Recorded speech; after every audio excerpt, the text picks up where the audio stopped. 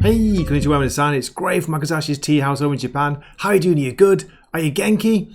Just want to do a quick shout out from last week, and this was a recommendation to me by good old Fear Monarch. This turned out to be just a blast to read, really fun and good for me as kind of jumping in. It was Teenage Mutant Ninja Turtles times or versus Naruto issue 2. A really good issue that just works on if you don't know the origins that well for Naruto and TMNT, just nice to see them done in this book. Yeah, people were saying, okay, it was a little bit, origin heavy or lore heavy, but a little bit too much fan service. Tell you what, I had a blast. I really enjoyed it, and I think the art is excellent. It's so bright, so colourful, just a really nice, fun comic book. So thanks for that. Okay, let's get on with my picks for the week. This week, January the 29th, it will be Wednesday, 2025. Here we go. Starting off with DC Comics, and I've only got 3 choices this week, and one isn't like a regular floppy. Okay, first of all, we got Green Lantern, issue 19, Legacy 586, written by Jeremy Adams, artist Auclair Albert or Jason Paz, or Fernando Passerin, 3 artists listed here. It's $4.99, 32 pages.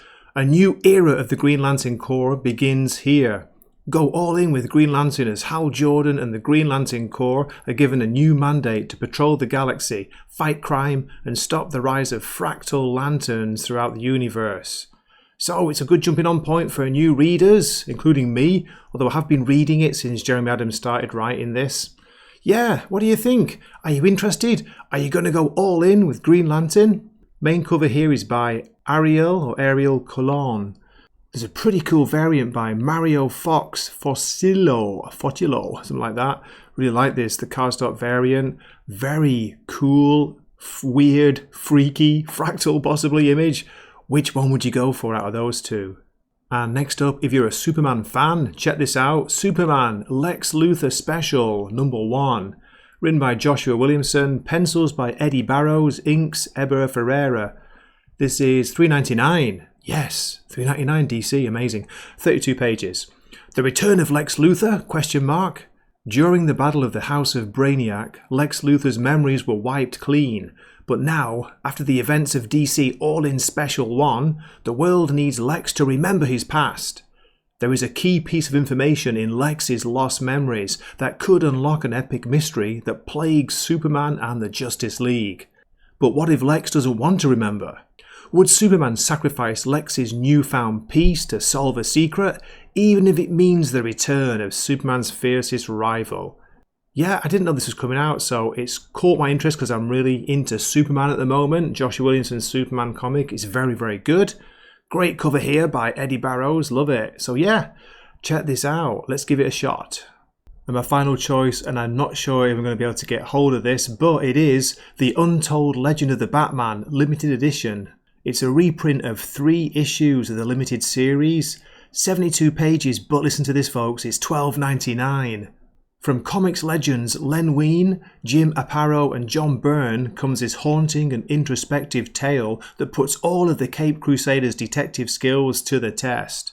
When the original Batsuit worn by Bruce Wayne's late father is stolen from the Batcave, Batman begins an investigation into the possible culprit, which leads him to recollect the origins of close allies such as Robin and Alfred, and foes like Joe Chill and the Joker.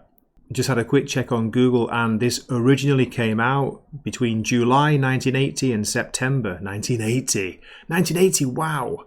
Interesting point here, it says this series was also published as a 6x9 mini-comic. These comic books came packaged with an audio cassette in a hard, see-through plastic case by Shanlon Enterprises, whoever they were. The cassette contained a narration of the story.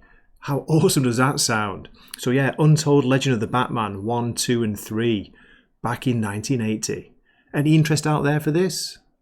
Moving on to Marvel, we have Ultimate X-Men issue 11, written and drawn by Peach Momoko. That's right folks, she's done 11 issues straight now without missing a month. It's got translation duties by Zach Davison. $4.99, 32 pages. Here's a synopsis. Oh, I forgot to say, I prefer this Momoko variant cover to the main cover. The main cover is a little bit grey. Hey, that's me! Who are the X-Men? Rise of the Masked Mutants. Maystorm takes the reins. No more hiding their powers, even if it means hiding their faces.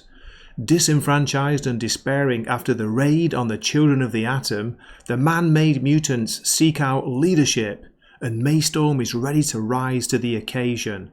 Yes, I'm still reading this. I've talked about it before. It was on my top 10 books, comics from last year. I know, crazy, right? Just enjoying a good, different, original Japanese take on the characters here. Here comes Spider-Boy, issue 15. Written by Dan Slott, art by Humberto Ramos and Paco Medina. The cover is by Paco Medina, the main cover, but I've got to say, I love this Carrie Andrews variant. I know we just kind of freaky, weird body shapes, but I just love this. It reminds me of McFarlane back in the day. So, how are we doing with Spider-Boy? Let's see. $4.99, 32 pages. The Tournament of the Open Maw concludes. The main event is here as Spider-Boy and Daredevil face off against Spider-Girl and Bullseye. What's at stake? The leadership of the most deadly assassins the world has ever known. Good thing a 10-year-old kid from New York is at the centre of it all. I've said this before, but yeah, it's just one of the most fun, can you say funnest? The most fun Marvel comics being put out right now. Just great adventure fun, and it's made even better by having Daredevil and Bullseye in this. Yeah, give it a shot if you're looking for something fun. And my final choice from Marvel is Psylocke issue 3. Written by Alyssa Wong, it's got art by Vincenzo Caratu. This is $3.99, 32 pages. Not that struck on the main cover here, but I would definitely go for one of these two.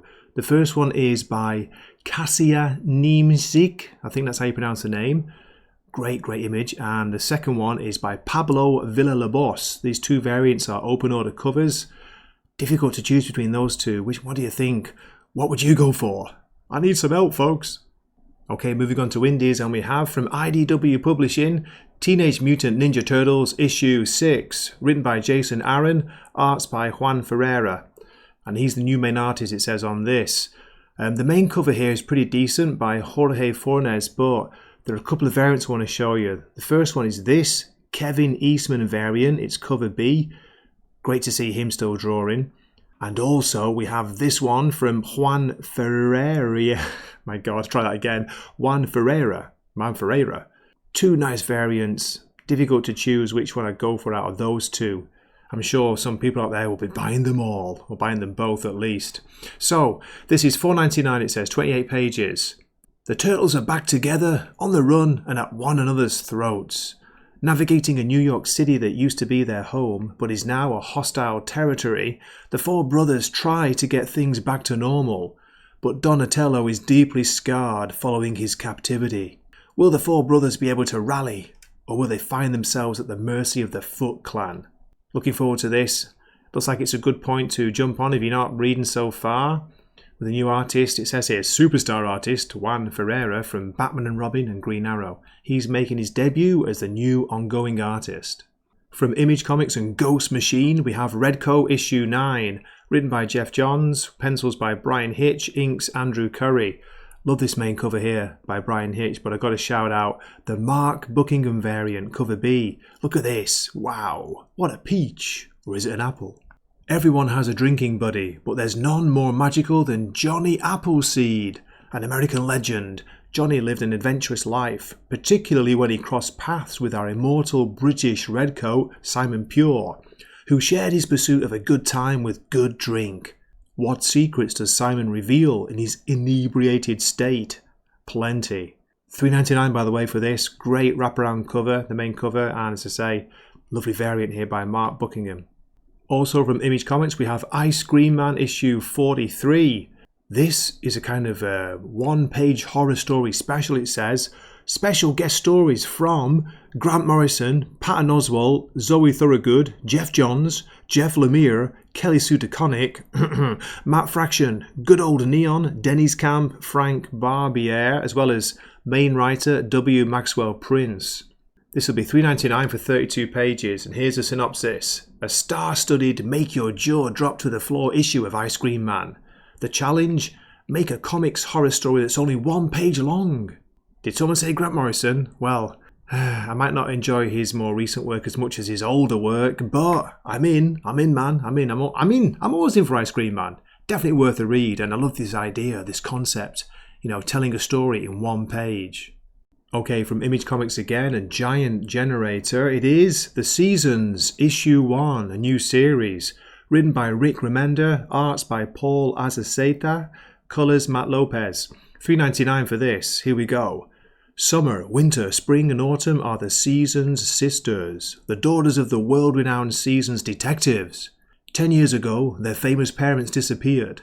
Left to raise themselves, the sisters formed an unbreakable bond. Now that bond is tested as the sisters fall prey to sinister forces. The youngest sister, Spring, is the last hope of saving them from a fate worse than death. Will Spring be able to piece her shattered family back together before it's too late for them all? It's described as an elevated tale of whimsical horror unlike anything ever experienced in comics. Can you believe it? And it all starts with this double-length premiere issue, and it's only $3.99. Looking forward to this. Yeah, definitely checking it out. Okay, we have another Ghost Machine Image comic. It's Hornsby and Halo, issue 3. Written by Peter J. Tomasi, arts by Peter Snejberg. Sorry, Peter. Just butchered your name again. 32 pages, $3.99. Main cover's pretty decent, but I gotta say I would go for this cover C variant by Christian Alamy. A blizzard hits the town of Warwick, but it's hardly a natural occurrence, as rogue agents of heaven and hell try to disrupt the tenuous peace between realms, using Rose Hornsby and Zach Halo as pawns. The storm's ethereal qualities raise the dead from their graves to reclaim their personal valuables stolen by the Halo family before being buried. And Zach and Rose discover the hard way that finders keepers won't deter angry zombies. I'm still on board this. I've heard from, friends and other readers that it's maybe considered the weakest from Ghost Machine, but I'm kind of enjoying it. It definitely works for an all ages kind of book. It's fun. Hey, if I was a young teenager, I'm sure I'll be loving this. Okay, nice to see a book from Mad Cave Studios making the list. It is Dick Tracy, issue 7. Written by Alex Segura and Michael Morecci. Arts by Geraldo Borges. This is $4.99, 28 pages. Who is the blank? As a new player cements their place in the city's underworld hierarchy, Detective Dick Tracy and his allies must follow the trail of a deadly killer, a path that puts him at odds with one of the closest friends. Get in on the ground floor of a new arc in the acclaimed crime series featuring the iconic detective in yellow. Bit of a basic cover there, but yeah, I do like the look of that. The blank, is it, behind him, behind the window? Dick, are you going to be okay?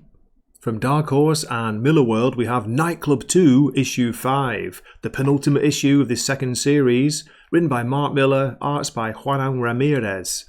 Danny started the nightclub because he wanted to do something good and use his powers as a vampire to help other people.